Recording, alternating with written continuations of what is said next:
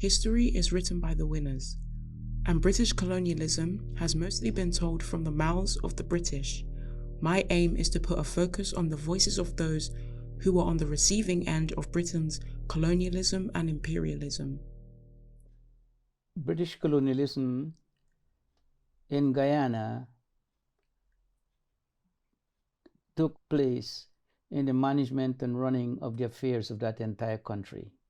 From when we went to school, I was aware that the country or the Black people were at war to liberate themselves from colonial rule. So it's something that I was aware of from a very early age. I know that Nigeria was colonized, I believe, 1914, because that should have been around the war, and we were colonized for 40 years. My aunt wanted to be a teacher, and her father was a Christian mission preacher. And in order to go to the teachers' college, which was run by the Anglican Church, she actually had to become an Anglican,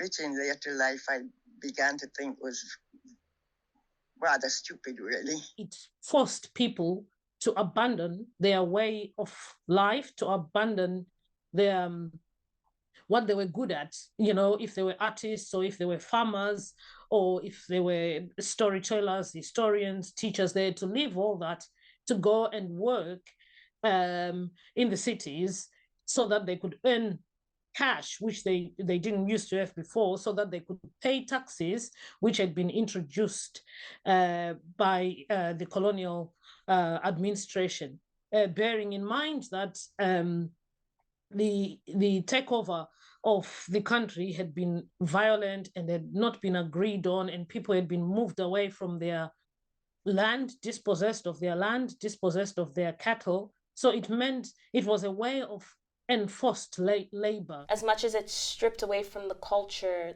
the whole world speaks English. I wonder why. Children of the Empire, you are brothers all. Children of the Empire, answer to the call. Let your voices mingle, lift your hearts and sing, God bless Great Britain and God bless Britain's King. That is what we recited. Red, white, and blue, these are the colors of your flag, our flag. Indoctrination.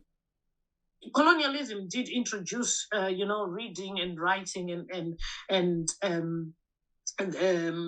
all that, but it is one kind of education. It is not the only kind of education. There was an oral tradition which was very rich, and there was cultural tradition of learning from other cultures and that sort of thing. So people learned how to live off the land, how to look after the land so that they could always get good harvest, so they would not overfish or not overeat one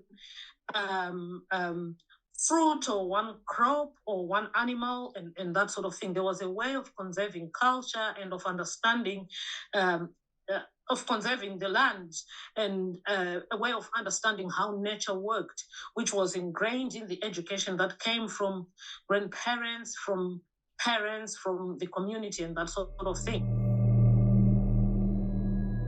I find it so scary and so sad how we don't realize how much they have actually influenced us, from the way I even speak, from the things I know.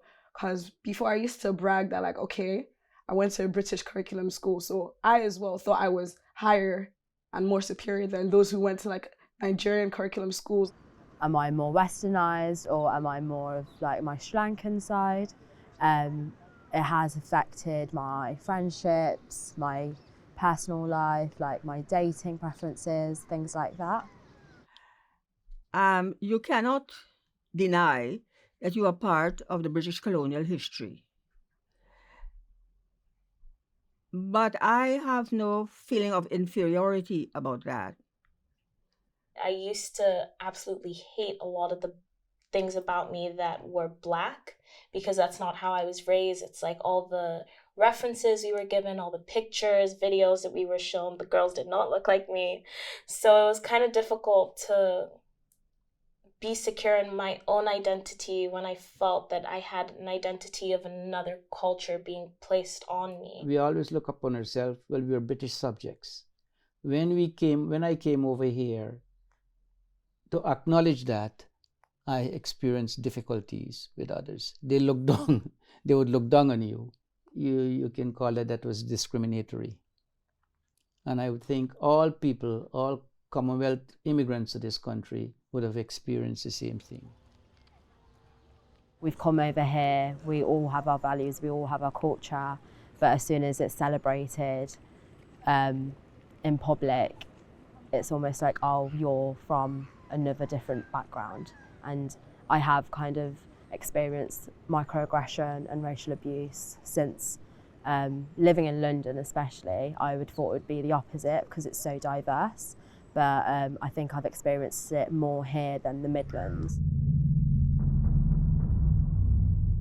Why does one country need all that land? And a lot of what they were doing with the people was using them to fight their wars. And it's like, if you don't have the land, the labor, the resources yourself within your country, isn't there a better way to get these people to support you as opposed to belittling them, embarrassing them, dehumanizing them? Is greed.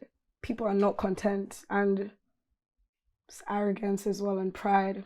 So when they think that they're better than us because we look a different way, we talk a different way, we're not really doing what they do, they think that I'm going to save you, I'm going to make you like me, thinking that that's what we want, but we were fine by ourselves. If you're rich, you can do things which a poor nation cannot do. So they seek those places mainly for the accumulation of wealth. Greed and aggrandizement and power. What else? Empire? Empress? Disraeli showed her how she could be Empress of India. You know, yeah, it's power.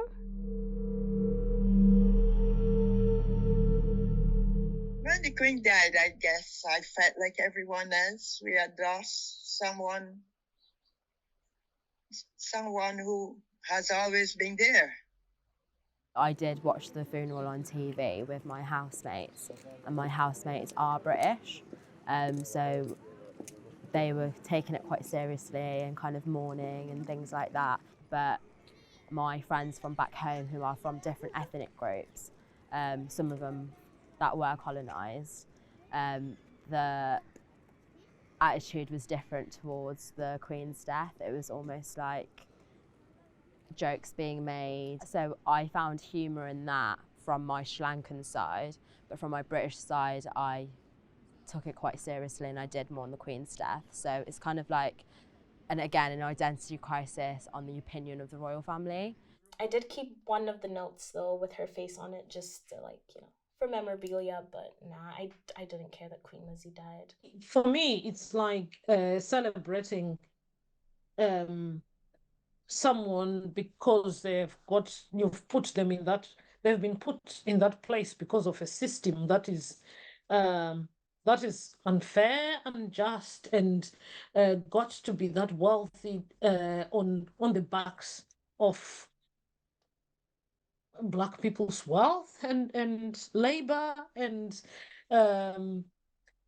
even the issue of the jewels that are on the crown and all this. It angers me just to know that you just give it back.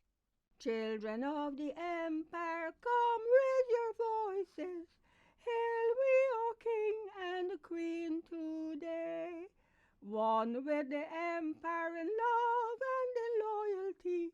Gladly our homage now we pay.